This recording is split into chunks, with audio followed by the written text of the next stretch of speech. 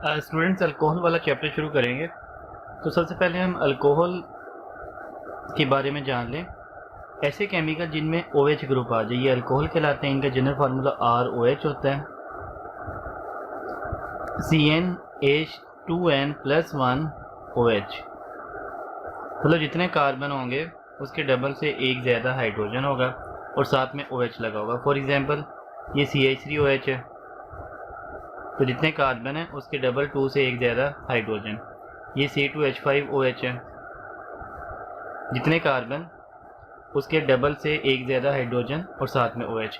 या तो आप इन्हें ऐसे भी लिख सकते हैं या आप इन्हें इस अंदाज में भी लिख सकते हैं कि CnH2n+2 and O।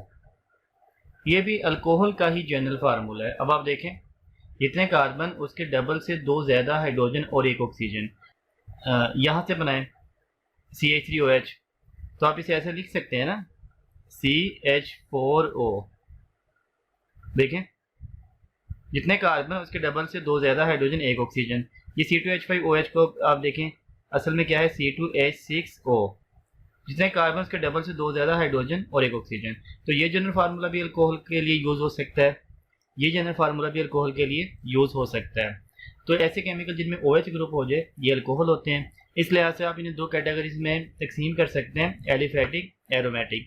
Aliphatic alcohol जो ओपन चेन है, ओपन चेन अल्कोहल आगे दो किस्म के होते हैं, polyhydric, monohydric. Polyhydric having more than one OH, इसमें आ जाएगा डाईऑल जिसमें दो OH होते हैं, इन्हें ग्लाइकोल भी कहा जाता है। फॉर एग्जांपल ये इथिलीन ग्लाइकोल।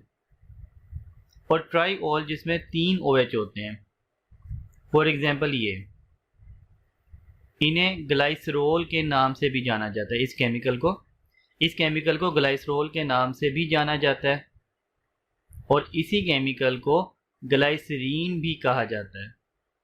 तो ये ट्राईऑल है। मोनोहाइड्रिक, ऐसे जिनमें एक OH हो, ये मोनोहाइड्रिक अल्कोहल कहलाते हैं। मोनोहाइड्रिक अल्कोहल आगे तीन किस्म के होते हैं, primary, secondary and tertiary. Primary alcohol जिनमें OH जिस कार्बन से अटैच है वो आगे या तो किसी कार्बन से अटैच ना हो या डायरेक्ट एक कार्बन से अटैच हो। सेकेंडरी अल्कोहल OH जिस कार्बन से अटैच है वो आगे डायरेक्ट दो कार्बन से अटैच हो। और टर्शरी अल्कोहल OH जिस कार्बन से अटैच है वो डायरेक्ट आगे तीन कार्बन से अटैच हो। एरोमेटिक अल्कोहल, ऐसे अल्कोहल जिनमें बेंजीन रिंग आ जाए लेकिन OH डायरेक्ट बेंजीन के साथ अटैच ना हो, वरना वो फिनोल बन जाएगा।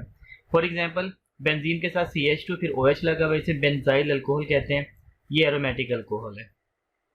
स्टूडेंट हम अब डिस्कस करेंगे प्रिपरेशन ऑफ एथानॉल। तो एथानॉल को चार मेथड हैं जिनसे तैयार किया जा सकता है। हाइड्रेशन ऑफ इथीन, इथीन में वाटर ऐड करें सल्फ्यूरिक एसिड या फास्फोरिक एसिड की मौजूदगी में।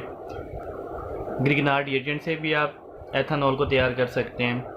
एल्डिहाइड की रिडक्शन से भी तैयार कर सकते हैं। और सबसे फेमस फर्मेंटेशन का अमल है जिससे सबसे ज़्यादा कमर्शियली एथानॉल तैयार किया जाता है। तो पहला रिएक्शन स्टार्ट करते हैं, हाइड्रेशन ऑफ इथीन। आपने इथीन ली, इसमें वाटर ऐड किया सल्फ्यूरिक एसिड या फास्फोरिक एसिड की मौजूदगी में, और आप देखें एडिशन हो जाएगी सिंपल।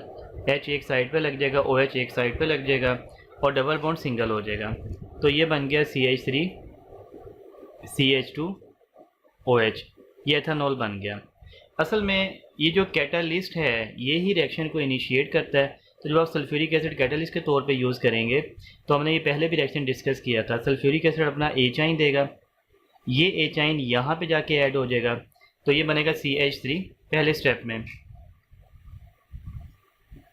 डबल बॉन्ड सिंगल हो गया, ये CH2, और यहाँ पे जो रिमेनिंग सल्फ्यूरिक एसिड का पोर्शन है वो अटैच हो जाएगा। H तो यहाँ चला गया ना, बाकी बचा O, O के साथ अटैच है S के साथ तीन O और एंड पे एक H, ये बन गया इथाइल हाइड्रोजन सल्फेट।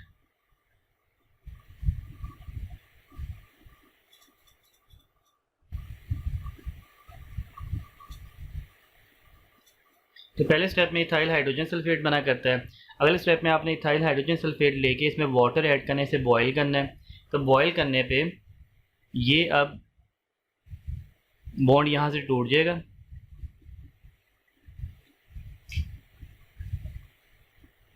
और वाटर का जो OH है इस इथाइल ग्रुप के साथ आके लग गया, ये बन गया एथानॉल। और ये जो वाटर का H है ये इस H के साथ मिलकर H2SO4 दोबारा रीजनरेट कर देगा। तो इस रिएक्शन में H2SO4 एक कैटलिस्ट के तौर पे बिहेव कर रहा है, शुरू में यूज हुआ, बाद में दोबारा बन गया। अगर आप दोनों इक्वेशन को ऐड करेंगे तो ऐड करने पे जो केमिकल दोनों साइड पे आ रहे हैं कैंसिल आउट हो जाएंगे। इसे कैंसिल आउट हो गया, ये इसे कैंसिल आउट हो गया, बाकी क्या बचा, ethene plus water after reaction ethanol. तो ये फाइनल इक्वेशन यही वाली बन जाएगी। ठीक है, आप यही रिएक्शन फास्फोरिक एसिड की मौजूदगी में भी करवा सकते हैं, H3PO4। तब क्या होगा, बिल्कुल सेम होगा। पहले स्टेप में H3PO4 अपना H देगा, क्योंकि एसिड हमेशा H देते हैं, वो H यहाँ पे ऐड हो जाएगा, बाकी रिमेनिंग पोर्शन यहाँ पे ऐड हो जाएगा। तो ये बन जाएगा CH3 सिंगल बॉन्ड CH2 और ये O, फिर ये P के साथ दोबारा 3O है और 2H है, H2। इस केमिकल को नाम देंगे इथाइल, जैसे ऊपर वाले को नाम दिया था इथाइल हाइड्रोजन सल्फेट, इसे आप नाम देंगे इथाइल डाईहाइड्रोजन फॉस्फेट। ये इथाइल ग्रुप होता है, 2 हाइड्रोजन डाईहाइड्रोजन, और PO4 फॉस्फेट ग्रुप होता है। इथाइल हाइड्रोजन फॉस्फेट को आप अगेन वाटर में बॉयल करेंगे तो फिर दोबारा ये बॉन्ड यहाँ से टूटेगा, और जो वाटर है इसका बॉन्ड यहाँ से टूटा करता है हमेशा। वाटर का OH इस इथाइल के साथ लगेगा, CH2OH, एंड ये वाटर का H इसके साथ मिलकर दोबारा H3PO4 बना देगा। तो H3PO4 दोबारा रीजनरेट हो गया। इट मीन्स कि ये कैटलिस्ट का रोल अदा कर रहा है। अगर आप इन दोनों इक्वेशंस को ऐड करें तो फाइनल इक्वेशन जो बनेगी, ये वाला इसे कैंसिल आउट हो जाएगा, इंटरमीडिएट है, ये वाला इसे कैंसिल आउट हो जाएगा, कैटलिस्ट है। बाकी बची हमारे पास इथीन प्लस ये बचा जी वाटर आफ्टर रिएक्शन, ये हमारे पास आ गया एथानॉल। तो फाइनल इक्वेशन वही आ गई जो हमने शुरू में बना ली थी, ये वाली। तो आप ये सल्फ्यूरिक एसिड की मौजूदगी में भी करवा सकते हैं, फास्फोरिक एसिड की मौजूदगी में भी करवा सकते हैं। हमारा जो दूसरा मेथड है फ्रॉम ग्रिग्नार्ड रिएजेंट। तो आप ग्रिग्नार्ड रिएजेंट लें, एक कार्बन वाला CH3MgBr, और आपने इसमें ये फॉर्मेल्डिहाइड ऐड कर देना है। फॉर्मेल्डिहाइड में भी एक कार्बन है, ग्रिग्नार्ड रिएजेंट में भी एक कार्बन है, तो दोनों मिलकर टोटल 2 कार्बन वाला एथेनॉल तैयार हो जाएगा। इसके कार्बन पे होता है ग्रिग्नार्ड रिएजेंट के पार्शियल नेगेटिव, और जो कार्बोनाइल कंपाउंड है इनके कार्बन पे होता है पार्शियल पॉजिटिव। ग्रिग्नार्ड रिएजेंट का हमेशा बॉन्ड यहाँ से टूटता है, मैग्नीशियम और कार्बन वाला, ये पार्शियल नेगेटिव कार्बन इस पार्शियल पॉजिटिव कार्बन पर अटैक करेगा। तो पहले स्टेप में ये ब्लू वाला CH3 ये अटैच होगा इस ब्लैक वाले CH2 के साथ।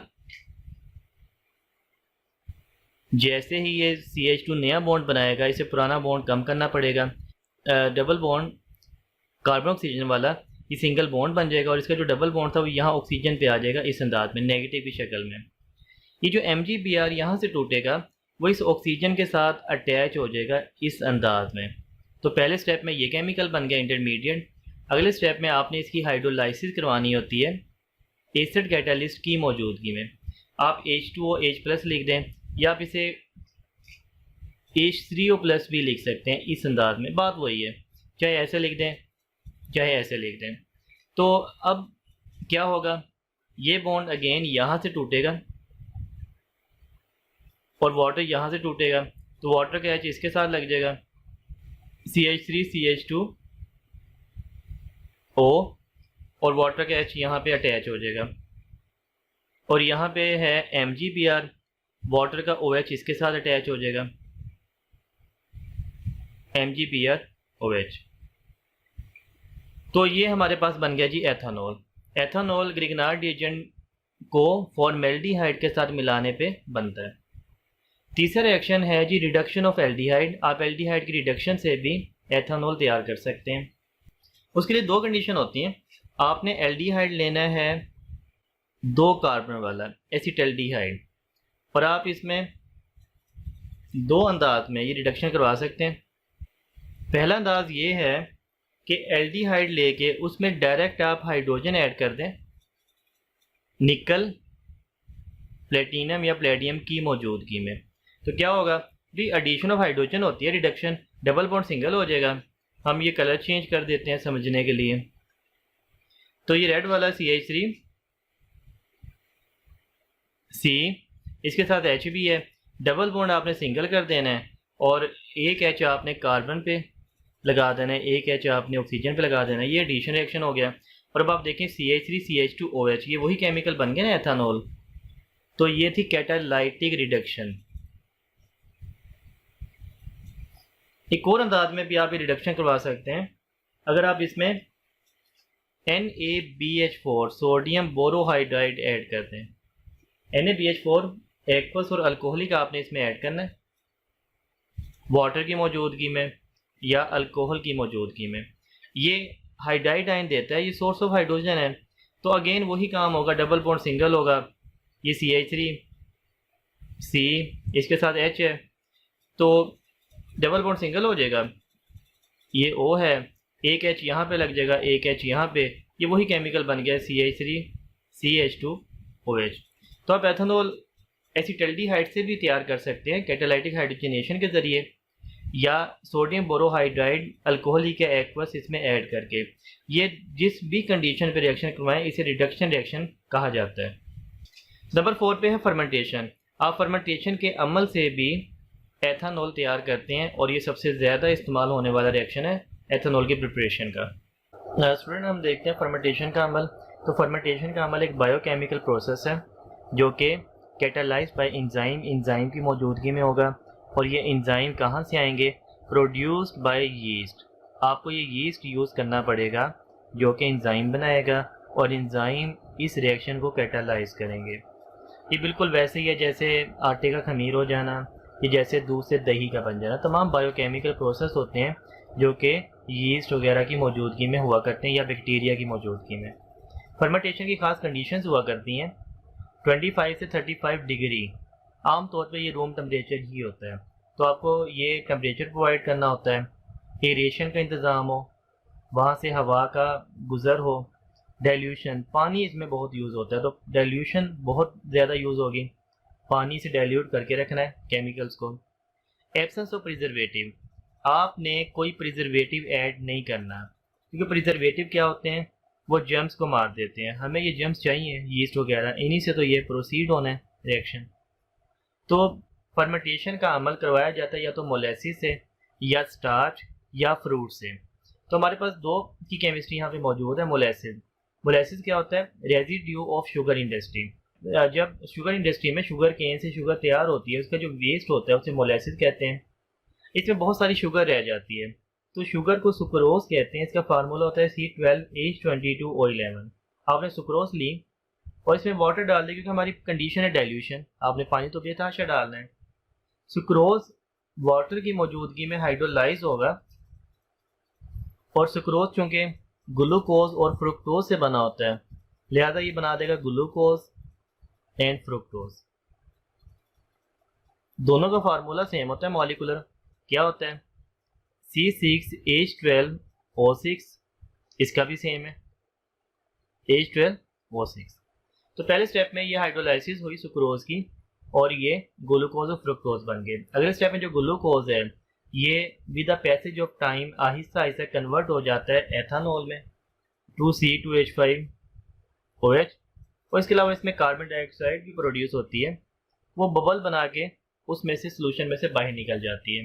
लेकिन ये तमाम हाइड्रोलाइसिस के रिएक्शन और बाद में ये कन्वर्जन ये एंजाइम की मौजूदगी में होती है। तो आपने इसका एंजाइम याद करना है, इंजी, INZY,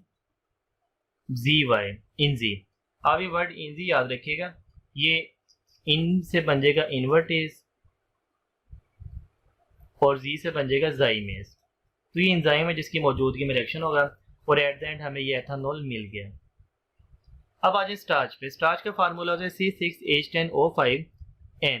बेशुमार ऐसे ये इसके अटैच होते हैं C6H5ON, एक बहुत बड़ा मॉलिक्यूल है। हमने 2 ले लिए और इसमें N वाटर, इसमें भी डाइल्यूशन डाल दी, बेतहाशा पानी डाल दिया। स्टार्च चूंकि बना होता है माल्टोज से, अपॉन हाइड्रोलाइसिस ये माल्टोज के बहुत सारे मॉलिक्यूल बना देगा N, C12H22O11। अच्छा, ये जो सुक्रोज का फार्मूला था ना मॉलिकुलर, वही माल्टोज का फार्मूला होता है मॉलिकुलर। अगले स्टेप में आप माल्टोज लेंगे और इसकी दोबारा हाइड्रोलाइसिस करवाएंगे। माल्टोज की हाइड्रोलाइसिस से दो ग्लूकोज बनते हैं, ग्लूकोज प्लस ग्लूकोज। सुक्रोज की हाइड्रोलाइसिस से क्या बना था, ग्लूकोज एंड फ्रुक्टोज। इसकी हाइड्रोलाइसिस से ग्लूकोज एंड ग्लूकोज बनेगा।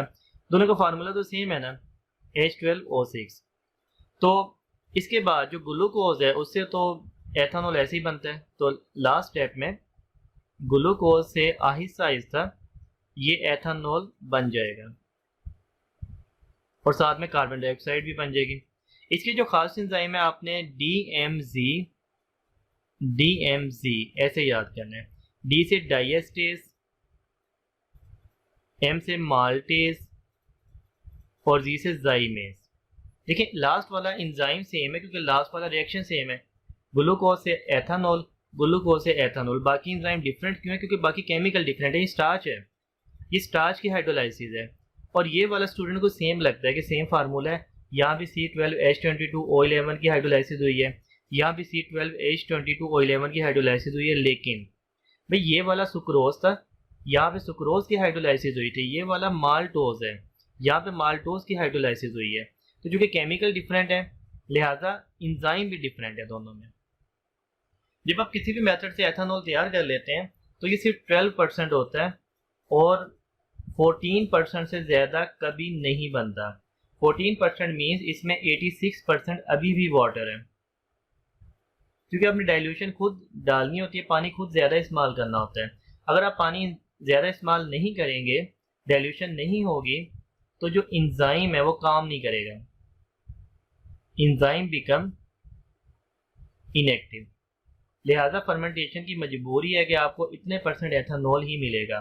फिर आप इसे बार बार डिस्टिलेशन के अमल से गुजारते हैं। डिस्टिलेशन में आपने इन्हें बॉयल करना होता है और एक लिक्विड को दूसरे से सेपरेट करना होता है गैस बना के। डिस्टिलेशन से बार बार गुजारने के बाद आप 95% अल्कोहल तक पहुंचते हैं। ये जो 95% एथानॉल आपको मिलता है इसे बोलते हैं रेक्टिफाइड स्प्रिट। और अगर आप चाहते हैं कि 100% अल्कोहल बना लें तो आप इसमें अगेन रीडिस्टिलेशन करेंगे लाइम की मौजूदगी में। आप इसमें कैल्शियम ऑक्साइड डालेंगे, वो इसमें से जो मॉइस्चर उसे एब्जॉर्ब कर लेगा और आप 100% अल्कोहल बना लेंगे। इसे 100% अल्कोहल को कहते हैं एब्सोल्यूट अल्कोहल। हमारे इलाकों में अल्कोहल का मिस यूज़ रोकने के लिए अल्कोहल को डीनेचर किया जाता है। इसके लिए अल्कोहल में एथानॉल में 10% मेथानॉल डाल दिया जाता है। अगर आप अल्कोहल में एथानॉल में 10% मेथानॉल डाल देंगे तो ये मिथाइलेटेड स्पिरिट कहलाएगा। तो कमर्शियली जो आप एथानॉल यूज़ करते हैं लेबॉर्ट्री में या इंडस्ट्री में, वो मिथाइलेटेड स्पिरिट होता है, उसमें मेथानॉल डाला होता है। आप यही काम, डीनेचरिंग का काम, अगर आपके पास मिथाइल अल्कोहल मेथानॉल अवेलेबल नहीं है तो आप पायरिडीन या एसीटोन को इसमें डाल के भी अल्कोहल को डीनेचर कर सकते हैं, एसीटोन। ठीक है, तो अल्कोहल की डीनेचरिंग 3 केमिकल से हो सकती है, मेथानॉल से, पायरिडीन से, एसीटोन से। लेकिन जब आप मेथानॉल डालेंगे 10% तो उसे मिथाइलेटेड स्पिरिट कहेंगे। एसीटोन या पायरिडीन डालने पे मिथाइलेटेड स्पिरिट नहीं कहेंगे लेकिन डीनेचर्ड अल्कोहल कहेंगे। मेथानॉल डालने पे भी जो बनेगा उसे भी डीनेचर्ड अल्कोहल कहेंगे। डीनेचर ये तीनों ही है लेकिन मिथाइलेटेड स्पिरिट मेथानॉल वाला ही है। स्टूडेंट देखें, हम डिफरेंट प्रैक्टिस करते हैं रिएक्शंस की। Identify correct enzyme for each reaction. Her reaction में हमने ढूंढना है कि कौन सा करेक्ट एंजाइम है, तो ये आपके फिंगर टिप्स पे होने चाहिए। इवन आपको ऑप्शन देखे बगैर ही पता होना चाहिए कि भाई ग्लूकोज से जब आपने एथानॉल बनाना है तो कौन सा एंजाइम इसमें यूज़ होता था। तो पहले वाले में कौन सा यूज़ होता था, ग्लूकोज से एथानॉल बनाने में, लास्ट रिएक्शन है ना, तो ये जाइमेज। ठीक है, दूसरे में सुक्रोज से आपने ग्लूकोज और फ्रुक्टोज बनाना है तो सुक्रोज की हाइड्रोलाइसिस है, इसमें आप कौन सा यूज़ करते थे, इन्वर्टेज। थर्ड में देखें, आपने स्टार्च की हाइड्रोलाइसिस से माल्टोज बनाना है तो कौन सा यूज़ करते थे, डाइएस्टेज। आपने माल्टोज से ग्लूकोज बनाना है तो कौन सा यूज़ करते थे, माल्टेज। और अगर आपने मोलेसिस से ग्लूकोज बनाना है तो मोलेसिस क्या होती है, भाई मोलेसिस इसी को कहते हैं, सुक्रोज को। तो मोलेसिस से ग्लूकोज बनाने में यही इन्वर्टेज है। साथ में फ्रुक्टोज भी बनता है लेकिन वो मेंशन नहीं किया गया, फिर भी ग्लूकोज तो बनता ही है ना। स्टूडेंट देखिएगा, हम ना ये अल्केन से अल्काइल ग्रुप बनाते हैं और उन्हें कैसे नाम दिया जाता है ये सीखते हैं। हमने ये पहले भी डिस्कस किया हुआ है, दोबारा रिवीजन के लिए मैं आपको सिखा रहा हूँ। ये हमारे पास है प्रोपेन, 3 कार्बन का अल्केन है, और ये हमारे पास है ब्यूटेन। ब्यूटेन 2 किस्म के होते हैं, ये एन ब्यूटेन है और ये आइसोब्यूटेन है। जब आप इन्हें अल्केन से एक हाइड्रोजन रिमूव करेंगे तो ये अल्काइल ग्रुप बनेंगे। अब ये हम समझते हैं कि हाइड्रोजन कैसे रिमूव किया जा सकता है। ये जो टर्मिनल हाइड्रोजन है बिल्कुल एक जैसे हैं, तो आप जहाँ से मर्जी कर दें हाइड्रोजन रिमूव एक ही बात है, और सेंटर वाला डिफरेंट है।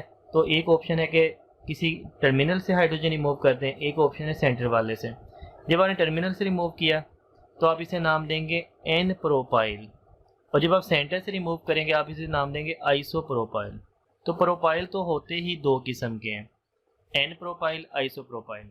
लेकिन जब आप ब्यूटेन की बात करें तो अब देखें हम कितने ब्यूटाइल बना सकते हैं। ये टर्मिनल बिल्कुल एक जैसे, ये सेंटर वाले बिल्कुल दोनों एक जैसे। एक ऑप्शन है कि टर्मिनल से एच रिमूव करें, एक ऑप्शन है किसी सेंटर वाले से एच रिमूव कर दें। तो जब आप टर्मिनल से एच रिमूव करेंगे ये अल्काइल ग्रुप बनेगा, और जब आप सेंटर वाले से एच रिमूव करेंगे तो ये अल्काइल ग्रुप बनेगा। ठीक है, ये दोनों ब्यूटाइल हैं, क्योंकि ब्यूटेन से आपने एच रिमूव किया ना, तो ये भी ब्यूटाइल है और ये भी ब्यूटाइल है। लेकिन इनका मुकम्मल नाम क्या है बाद में सीखते हैं। अब आ जाए आइसोब्यूटेन। आइसोब्यूटेन में भी आपके पास 2 ऑप्शन है कि टर्मिनल, ये तीनों कार्बन बिल्कुल एक जैसे हाइड्रोजन रखते हैं। तो एक ऑप्शन है कि किसी भी किनारे वाले से हाइड्रोजन रिमूव कर दें, एक ऑप्शन है सेंटर वाले से हाइड्रोजन रिमूव करें। तो अब जब भी किसी किनारे वाले से हाइड्रोजन रिमूव करेंगे, जैसे मैंने यहाँ से रिमूव कर दी, तो ये भी ब्यूटाइल ही बनेगा, ये भी ब्यूटाइल है क्योंकि ब्यूटेन से आपने बनाया है। और जब आप या सेंटर वाले से एच रिमूव करेंगे तो ये भी ब्यूटाइल ही बनेगा। तो आपने देखा है ब्यूटेन से हमने 4 किस्म के ब्यूटाइल बनाए। अब हम इन्हें नाम देते हैं। आपने ये देखना है कि इनमें से प्राइमरी कौन सा है, सेकेंडरी कौन सा है, टर्शरी कौन सा है। जो आपको प्राइमरी नज़र आए ना, उन्हें आपने एन या आइसो का नाम देना है। एन या आइसो का नाम प्राइमरी को दिया जाता है ब्यूटेन, पेंटेन या हायर अल्केन के केस में। सिर्फ ये प्रोपेन वाहिद अल्केन है जिसमें ये सेकेंडरी है। ये सेकेंडरी है ना अल्काइल ग्रुप, ये डैश वाला जो कार्बन है आगे 2 से अटैच है, ये सेकेंडरी को हमने आइसो का नाम दिया है। बाकी तमाम केस में प्रोपेन में सेकेंडरी को आइसो का नाम दिया है, लेकिन बाकी तमाम केस में ब्यूटेन में या पेंटेन में आपने प्राइमरी को एन या आइसो का नाम देना है। सेकेंडरी को फिर क्या नाम देना है वो अभी हम सीखते हैं। ये देखें, आप इसका देखें, डैश वाला कार्बन अल्फा, आगे एक कार्बन से अटैच है, ये प्राइमरी है। आप इसे नाम देंगे स्ट्रेट चेन में एन ब्यूटाइल। यहाँ पे देखें ये सेकेंडरी है, ये देखें डैश वाला कार्बन अल्फा आगे एक कार्बन से अटैच है, ये भी प्राइमरी है लेकिन ब्रांच है, आप इसे बोलेंगे आइसोब्यूटाइल। तो प्राइमरी को आपने एन या आइसो का नाम दिया, फिर आपने सेकेंडरी को क्या नाम देना है, सेकेंडरी का ही नाम देना है। और ये टर्शरी है, टर्शरी को क्या नाम देना है, टर्शरी का ही नाम देना है। देखिए ना, ये डैश वाला कार्बन अल्फा आगे 3 से अटैच है तो ये टर्शरी था, डैश वाला कार्बन अल्फा आगे 2 से डायरेक्ट अटैच है, ये सेकेंडरी था। तो अब हमने ब्यूटाइल को नाम दे दिए एन, सेकेंडरी, आइसो, टर्शरी। ठीक है, तो अगर आप यहाँ पे OH लगा दें, ये बन गया जी एन ब्यूटाइल अल्कोहल, ये बन गया सेकेंडरी ब्यूटाइल अल्कोहल, ये बन गया आइसो ब्यूटाइल अल्कोहल, ये बन गया टर्शरी ब्यूटाइल अल्कोहल। तो इस अंदाज में याद रखना है अल्कोहल के नाम कि प्राइमरी वाले को एन या आइसो का नाम देना है, सेकेंडरी वाले और टर्शरी वाले को वही नाम देना है, सेकेंडरी या टर्शरी का। लेकिन प्रोपाइल में आपने ऐसा नहीं करना, ये है एन प्रोपाइल अल्कोहल, क्योंकि प्रोपाइल में तो आपके पास ऑप्शन ही 2 हैं।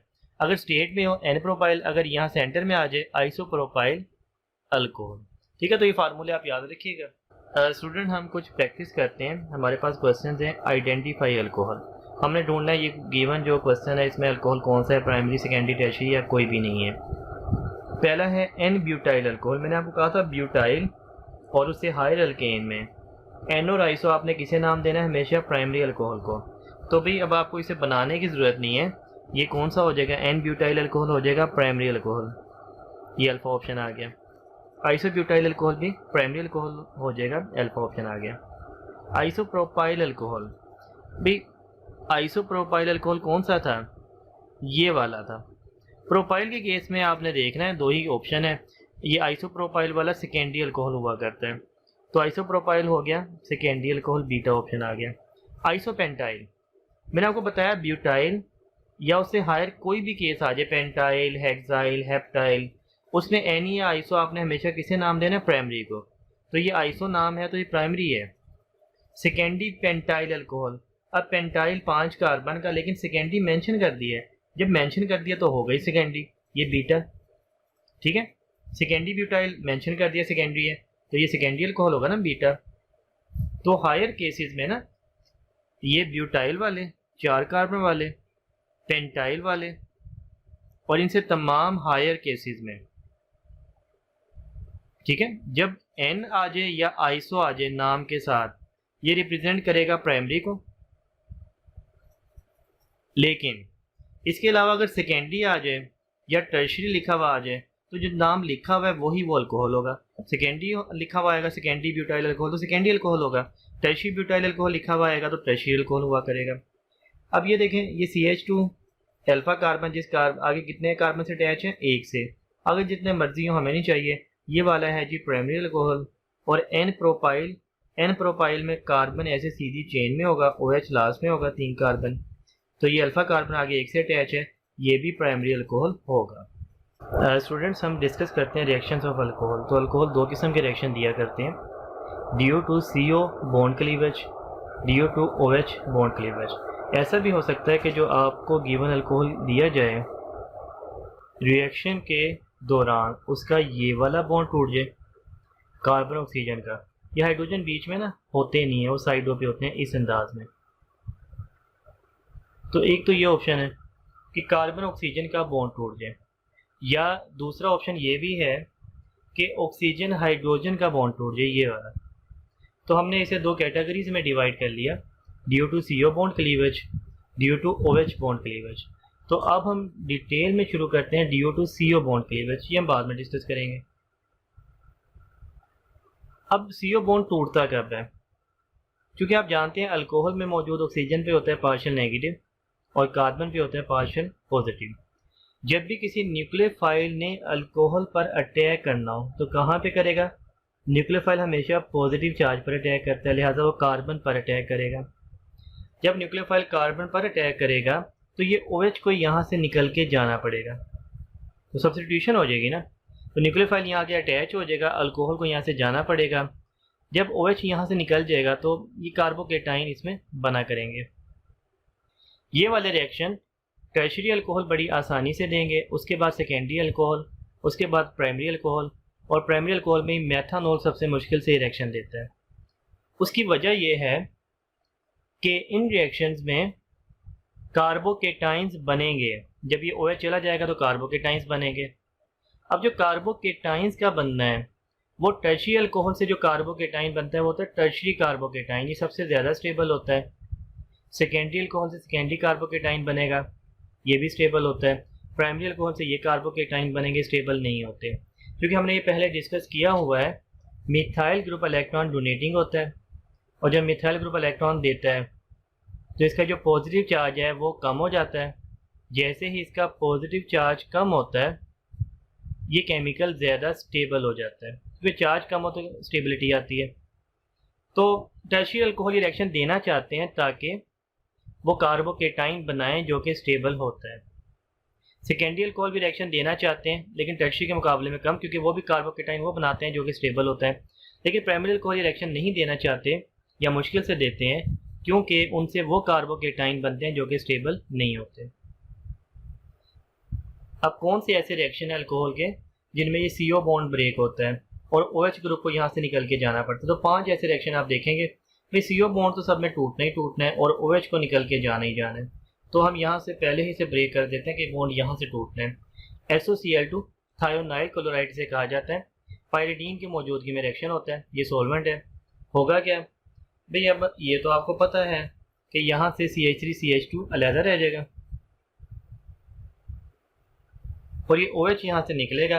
ये जो CH3CH2 इसके साथ ये SOCl2 का Cl आके अटैच हो जाएगा, ये अल्काइल हैलाइड बन गया। ये जो H यहाँ से निकलेगा वो Cl के साथ मिलके HCl बना देगा, और जो यहाँ से SO निकलेगा ये इस O के साथ मिलके SO2 बना देगा। तो HCl और SO2 गैस बन के अलहदा हो जाएंगे और ये प्योर अल्काइल हैलाइड आप इस मेथड से तैयार कर सकते हैं। तो अल्कोहल से अल्काइल हैलाइड इस मेथड से तैयार होता है और ये बेस्ट मेथड है क्योंकि इससे प्योर अल्काइल हैलाइड तैयार होता है। बाकी गैशियस केमिकल ये इवेपोरेट हो जाते हैं। दूसरे में देखें ये HCl है ZnCl2 की मौजूदगी में आप रिएक्शन करवाते हैं तो CH3CH2 यहाँ पे रेड वाला Cl अटैच हो जाएगा और ये जो H है ये OH के साथ मिलके वाटर बना देगा। ये रिएक्शन आपने लूकस टेस्ट के नाम से पढ़ा हुआ है और वहाँ पे आपने ये रिएक्शन जब पढ़ा था तो आपने ये पढ़ा था ना, tertiary alcohol react immediately, secondary alcohol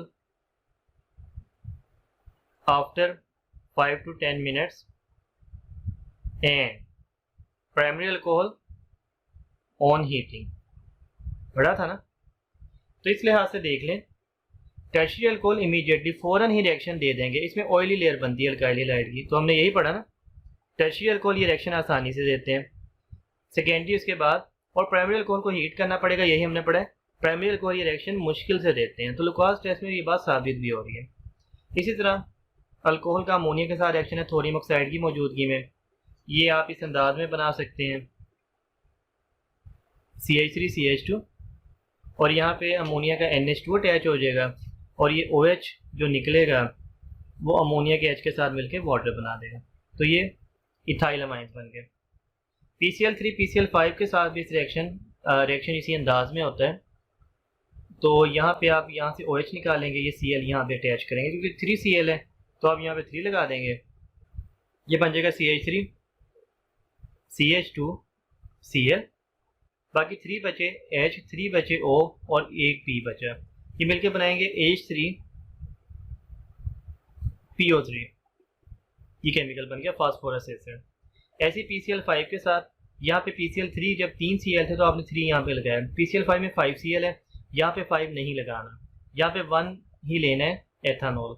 अब के यहाँ से वही बात है, ये बॉन्ड टूटेगा, CH3CH2 के साथ Cl ही लगेगा, ये Cl यहाँ पे अटैच हो गया, बाकी बचा एक H एक Cl के साथ मिलके HCl बना देगा, बाकी यहाँ पे एक O बचा, एक P बचा, 3 Cl, ये मिलके POCl3 बना देंगे, फास्फोरस ऑक्सी ट्राइक्लोराइड।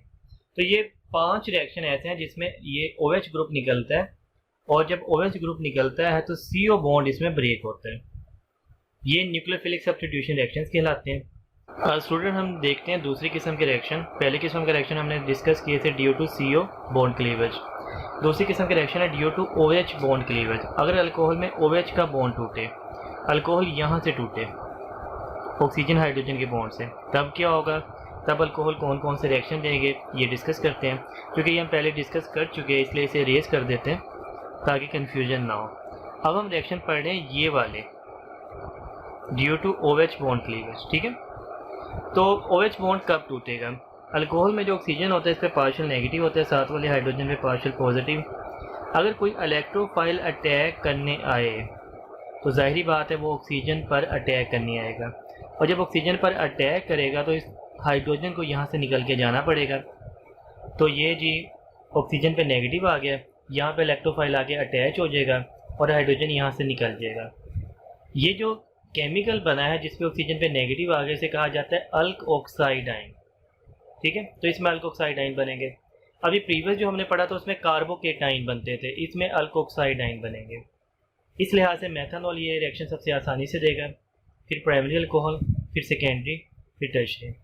इसकी रीज़न क्या है, इसकी रीज़न इनसे बनने वाले केमिकल्स हैं। जब मेथनॉल ये रिएक्शन देगा तो मिथॉक्साइड आयन बनेगा, प्राइमरी अल्कोहल से प्राइमरी अल्कोक्साइड आयन बनेंगे, सेकेंडरी अल्कोहल से सेकेंडरी अल्कोक्साइड आयन और टर्शियरी अल्कोहल से टर्शियरी अल्कोक्साइड आयन बनेंगे। हमें ये पता है कि जो मिथाइल है ना ये इलेक्ट्रॉन डोनेटिंग है, तो यहाँ पे देखें मिथाइल ग्रुप कितने हैं टर्शियरी वाले में, ये भी है, ये भी है, ये भी है, ये सारे मिथाइल हैं। और मिथाइल से इलेक्ट्रॉन दिए जा रहे हैं कार्बन को, और कार्बन से इलेक्ट्रॉन इस ऑक्सीजन तक आ रहे हैं, तो इस ऑक्सीजन में पहले ही नेगेटिव था, इलेक्ट्रॉन आने की वजह से इसका जो नेगेटिव चार्ज है क्या हो जाएगा, ज़्यादा हो जाएगा। ठीक है, क्योंकि मिथाइल इसे नेगेटिव ही दे रहे हैं ना, तो नेगेटिव चार्ज इसका बढ़ गया। अब इसका जो नेगेटिव चार्ज बढ़ गया उसकी वजह से क्या हुआ, क्योंकि आप जानते हैं चार्ज इन्वर्स हुआ करते हैं स्टेबिलिटी के। चार्ज बढ़ गया तो स्टेबिलिटी कम, चार्ज कम हो गया तो स्टेबिलिटी ज़्यादा। तो यहाँ पे चार्ज ज़्यादा हो गया, इसका मतलब ये अनस्टेबल हो गया। और ये वाला देखें, इसे एक ही मिथाइल इलेक्ट्रॉन दे रहा है, लिहाजा इसका जो नेगेटिव चार्ज है इतना ज़्यादा नहीं बढ़ा, लिहाजा ये मोस्ट स्टेबल है। और ये वाला अनस्टेबल था, तो ये स्टेबिलिटी ऑर्डर है। ये स्टेबल है जो मेथनॉल से बने मिथोक्साइडाइन, तो अगर ये स्टेबल है तो ये बनेगा तो ये रिएक्शन होगा। तो ये मेथनॉल आसानी से रिएक्शन देता है क्योंकि एक स्टेबल केमिकल बनाता है। प्राइमरी अल्कोहल भी आसानी से रिएक्शन दे देते हैं, लेकिन सेकेंडरी और टर्शियरी आसानी से नहीं देते क्योंकि वो स्टेबल केमिकल नहीं बना पाते। अब कौन कौन से रिएक्शन है जो इस अंदाज में चलते हैं, तो इस अंदाज में चलता है रिएक्शन अल्कोहल का सोडियम के साथ, ग्रिग्नार्ड रिएजेंट्स के साथ और कार्बोक्सिलिक एसिड के साथ एस्टर फॉर्मेशन। अब हमें पता है कि ये बॉन्ड यहाँ से टूटना है, तो ये आपने पहले ही याद कर लेना है कौन से अल्कोहल के रिएक्शन इस बॉन्ड ब्रेकेज वाले हैं, कौन से अल्कोहल के रिएक्शन दूसरे बॉन्ड ब्रेकेज वाले हैं, वो पहले डिस्कस कर चुके हैं। तो सोडियम यहाँ पे आके अटैच हो जाएगा CH3CH2 O और साथ में Na अटैच हो गया, क्योंकि आपको यहाँ पे 2 लेना पड़ेगा बैलेंस करने के लिए, ये भी 2 और यहाँ से 2H निकाल दें जो कि हाइड्रोजन गैस बना देंगे। इसी तरह ग्रिग्नार्ड एजेंट का जो कार्बन होता है इस पर पार्शियल नेगेटिव, इस हाइड्रोजन पे अटैक करेगा अल्कोहल की जिस पे पार्शियल पॉजिटिव है, तो ये CH3 इस H के साथ मिलकर बना देगा CH4, ये बन गया जी अल्केन। साथ में ये CH3CH2O और ये MgBr, ये आपस में अटैच होके बना देंगे MgBr और ये OC2H5, ये बन गया। और यहाँ पे देखें ये H देगा, ये अपना OH देगा और ये एस्टर बना लेंगे, वाटर एलिमिनेट हो जाएगा, वाटर आपने अलहदा बना दिया। और ये ब्लैक वाला CH3CH2O और साथ में ये C double bond O CH3, ये केमिकल एस्टर बन गया। इसे इस अंदाज में लिखा जाता है ज़्यादातर C डबल बॉन्ड O और साथ में ये O CH2CH3, ये इथाइल और ये एसिटिक एसिड से एसीटेट, इथाइल एसीटेट की एस्टर बन गया। स्टूडेंट मैंने आपको जो अभी रिएक्शन करवाए हैं ये किस अंदाज में क्वेश्चंस बन सकते हैं, इसकी प्रैक्टिस करते हैं। तो पहला देखें, what is the correct order of following reaction, tertiary secondary primary ये ए ऑप्शन है, या प्राइमरी सेकेंडरी एंड टर्शियरी ये बी ऑप्शन है। ऐसे और भी डिफरेंट ऑप्शन हो सकते हैं। पहला आपने देखना होता है कि भाई जो रिएक्शन है ये आपको याद होना चाहिए इसमें कौन सा बॉन्ड अल्कोहल का टूट रहा है, आर और ओ के दरमियान या ओ या एच के दरमियान। अगर आपको ये याद हुआ फिर आप ये जवाब दे लेंगे। तो ये थायोनाइल क्लोराइड अल्कोहल का ये आर ओ या सी ओ बॉन्ड ब्रेक होता है, तो इस लिहाज से टर्शियरी ये आसानी से रिएक्शन देते हैं, फिर सेकेंडरी फिर प्राइमरी। सोडियम वाले में अल्कोहल का ये ओ एच बॉन्ड ब्रेक होता है, तो इस लिहाज से ये बीटा ऑप्शन आ जाएगा, प्राइमरी आसानी से देंगे फिर सेकेंडरी फिर टर्शियरी। अमोनिया वाले केस में अल्कोहल का यहाँ से बॉन्ड टूटता है और ये NH2 यहाँ पे जाके लगता है, तो इस लिहाज से ये अल्फा ऑप्शन आ जाएगा। ये एस्टर फॉर्मेशन में अल्कोहल का यहाँ से बॉन्ड टूटता है, इस लिहाज से बीटा ऑप्शन आ जाएगा। अल्कोहल का HCl के साथ जो रिएक्शन है ZnCl2 की मौजूदगी में उसमें यहाँ से बॉन्ड टूटता है, इस लिहाज से अल्फ़ा ऑप्शन आ जाएगा। PCl5 के साथ यहाँ से बॉन्ड टूटता है, अल्फ़ा ऑप्शन आ जाएगा। ग्रिग्नार्ड एजेंट के साथ यहाँ से बॉन्ड टूटता है, बीटा ऑप्शन आ जाएगा। इस लिहाज से आपको ये इस पर ग्रिप होनी चाहिए। यही क्वेश्चन इस अंदाज में भी आ सकता है, टाइप ऑफ रिएक्शन, भाई हर एक की टाइप बताएं। कोई एक आ जाएगा इलेक्ट्रोफिलिक सब्स्टिट्यूशन है, न्यूक्लियोफिलिक सब्स्टिट्यूशन है, इलेक्ट्रोफिलिक एडिशन, न्यूक्लियोफिलिक एडिशन। तो एडिशन रिएक्शन तो अल्कोहल दिया ही नहीं करते। क्यों नहीं दिया करते? क्योंकि अल्कोहल में डबल बॉन्ड ही नहीं है। एडिशन रिएक्शन तो डबल बॉन्ड वाले केमिकल देते हैं, ये तो ऑप्शन ही स्किप हो गए। बाकी है जी इलेक्ट्रोफिलिक सब्स्टिट्यूशन या न्यूक्लियोफिलिक सब्स्टिट्यूशन। जब भी अल्कोहल का ये आर बॉन्ड टूटता है ना, मैंने आपको ऐसे सिखाया था,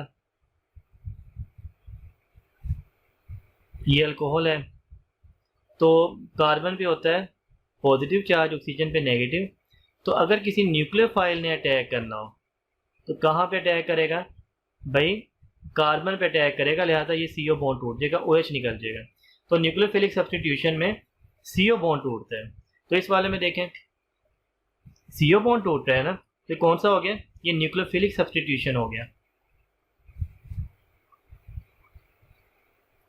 न्यूक्लियोफिलिक सब्स्टिट्यूशन। इस वाले में OH बॉन्ड टूट रहा है, तो क्या हो गया, जब ये OH बॉन्ड टूटता है ना तो कोई इलेक्ट्रोफाइल ही होगा ना जो ऑक्सीजन पे अटैक करेगा। जब ऑक्सीजन पे अटैक होगा तो H को यहाँ से निकल के जाना पड़ेगा। तो जब ये इलेक्ट्रोफाइल अटैक करे तो OH बॉन्ड टूटता है। इस वाले में OH बॉन्ड टूटा, ये था इलेक्ट्रोफिलिक सब्स्टिट्यूशन। इस वाले में CO बॉन्ड टूटा, क्या हो गया, न्यूक्लियोफिलिक सब्स्टिट्यूशन। इस वाले में OH बॉन्ड टूटा, क्या हो गया, इलेक्ट्रोफिलिक सब्स्टिट्यूशन। इस वाले में CO बॉन्ड टूटा, न्यूक्लियोफिलिक सब्स्टिट्यूशन। CO बॉन्ड टूटा, न्यूक्लियोफिलिक सब्स्टिट्यूशन, और OH बॉन्ड टूटा, इलेक्ट्रोफिलिक सब्स्टिट्यूशन। ठीक है, एक और अंदाज है जिस अंदाज से क्वेश्चन बन सकते हैं, प्रोडक्ट ऑफ ईच रिएक्शन। आपको पता होना चाहिए कि इसमें क्या बनेगा, इसमें क्या बनेगा। अभी हमने इसे डिटेल में देखा है तो वो आपको समझ जाए। इसके अलावा क्वेश्चन बन सकता है कंडीशन का, कि अल्कोहल का थायोनाइल क्लोराइड के साथ रिएक्शन है, किसकी मौजूदगी में होगा। अल्कोहल का HCl के साथ रिएक्शन है, किसकी मौजूदगी में होगा। बाज़ रिएक्शन की कंडीशंस होती हैं, बाज़ की होती नहीं है। जैसे अल्कोहल का कार्बोक्सिलिक एसिड के साथ रिएक्शन है, किसकी मौजूदगी में होगा, एसिड कैटालिस्ट की मौजूदगी में। तो जिस रिएक्शन की ये अमोनिया वाले की है थोरियम ऑक्साइड की मौजूदगी में। तो जिसकी कंडीशंस हैं आपको याद करनी है, जिसकी नहीं है तो वो तो ज़्यादा आसान हो जाता है।